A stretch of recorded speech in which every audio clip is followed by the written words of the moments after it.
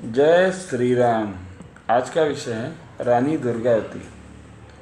दुर्गावती का जन्म चंदेल राजपूतों के वंश में महाराजा शक्तिवाहन एवं महारानी अंजना के यहाँ सन 1524 में हुआ, जो महोबा राज्य में रहने वाले और कालिंजर के गणपति थे। नवरात्र की अष्टमी का जन्म होने के कारण बेटी का नाम दुर्गावती रखा। बचपन से ही दुर्गावती तीरंदाजी, घुड़सवारी आदि युद्ध कौशल में पारंगत होने के साथ ही उसके द्वारा बंदूक का सटीक व सीधा निशाना एवं दोनों हाथ से तलवार चलाने को देखकर लोगों को आश्चर्य होता था। इतिहासकार अबुल फजल लिखते हैं कि रानी को शिकार में यदि शेर यानी बाघ दिख जाता तो वह बिना मारे जल भी ग्रहण नहीं करती थी। दुर्गावती के सौंदर्य और वीरता को सुनकर गढ़ा यानी वर्तमान के जबलपुर के राजा संग्राम सिंह के पुत्र दलपति शाह, जो जाति से राजगौड़ थे, दुर्गावती से विवाह करना चाहते थे, पर अंतर्जातीयता बाधा बनी थी, जिसे दुर्गावती ने स्वयं अपने पिता से कहकर दूर कर दिया। सन 1541 ईस्वी सन में वसंत पंचमी के शुभ समय में विवाह संपन्न हुआ। दहेज के रूप में प्रिय हाथी सरमन, अरबी घोड़ा शेरू, महावत गनु सहित अनेक हाथी घोड़े दिए गए। जब गढ़मंडला जा रहे थे तभी दलपति शाह के विद्रोही चाचा समर सिंह ने रास्ता रोक लिया। युद्ध हुआ।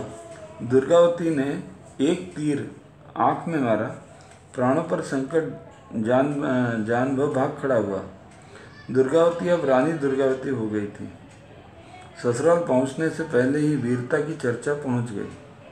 शेरशाह सूरी द्वारा कालिंजर पर आक्रमण करने से सहायता के लिए गए ससुर संग्राम सिंह की शेरशाह सूरी के बाद वहां मौत हो गई। सन 1543 में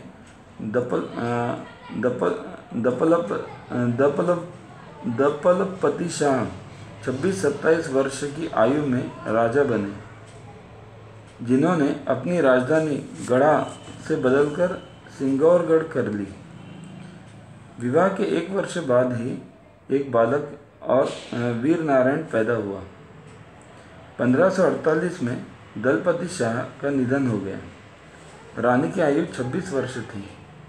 पुत्र को उत्तराधिकारी घोषित करवा दिया। स्वयं ही राज्य संचालन की बागडोर संभाली।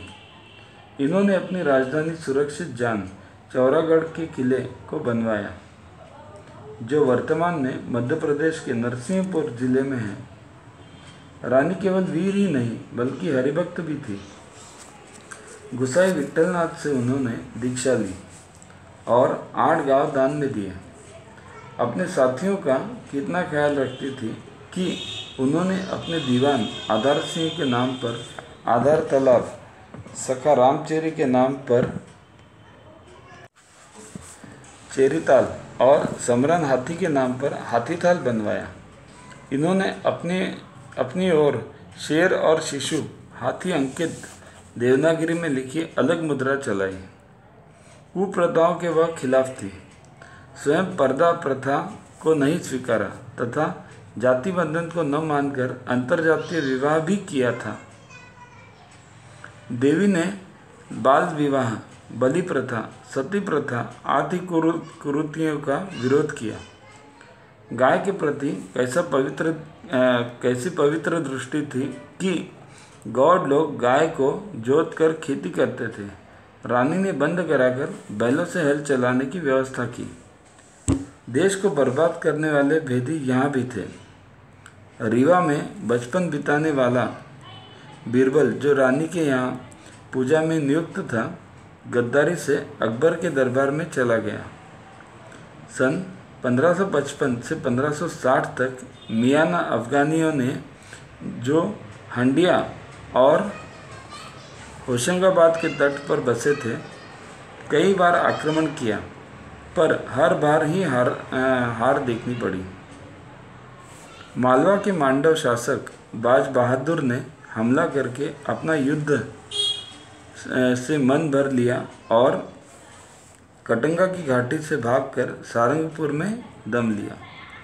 जब अकबर ने उसकी पत्नी रूपमती, जो अत्यंत सुंदर थी, को पाने के लिए मांडवगढ़ पर हमला बोला, तब शत्रु की पत्नी को भी रानी ने शरण देकर श्रेष्ठता का परिचय दिया। एक दिन अकबर के दूत ने आकर रानी से कहा कि समरन हाथी और मुख्य सलाहकार दीवान आधार सिंह को भिजवा दे, नहीं तो गढ़ा राज्य को मुगलों के अधीन कर लेंगे। दूत आसिफ खां को रानी ने विरोचित उत्तर देते हुए कहा, गढ़ा मेरा राज्य है, मेरे जीवन रहते उस पर कोई अधिकार नहीं कर सकता। ऐसे उत्तर की अकबर को उम्मीद नहीं थी। अकबर ने मार्च 1564 में मानिकपुर के प्रशासक अब्दुल मजीद, जिसे आसिफ खां के नाम से जानते थे, उनके नेतृत्व में बड़ी सेना भेजकर उसने सिंगौरगढ़ पर हमला बोला, लेकिन सैनिकों की वीरता और दोनों हाथों से रानी द्वारा तलवार चलाने से घबराकर वह भाग गया। लेकिन दूसरी बार अकबर ने और बड़ी सेना देकर तीसरी बार आसिफ खां को भेज दिया। 23 जून 1564 में दोनों सेनाओं के युद्ध में फिर रानी की जीत हुई। नारी के हाथों लगातार पराजय से उसे रात्रि में नींद नहीं आई और इधर रानी के समझाने के बाद भी सेना विजय के आनंद में सो रही थी। तभी अचानक शत्रु सेना ने आक्रमण कर दिया। गद्दार बदन सिंह ने रात्रि में जल बांध को फोड़कर कृत्रिम बाढ़ उत्पन्न कर दी, जिससे रानी नाले के उस पार नहीं जा सकी। 18 वर्ष के पुत्र वीर नारायण ने भी मां की अनुमति से यह युद्ध किया तो घायल होकर वीरगति को प्राप्त हुआ।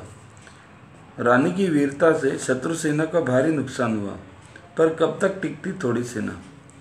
उसी समय दुश्मन का एक तीर रानी की आंख में और दूसरा तीर गर्दन में लगा, जिससे अतिरिक्त रक्तस्राव होने के कारण रानी को हार और मौत निश्चित जान पड़ी। तभी उसने अपनी कटार निकालकर वक्षस्थल में भोंक दी।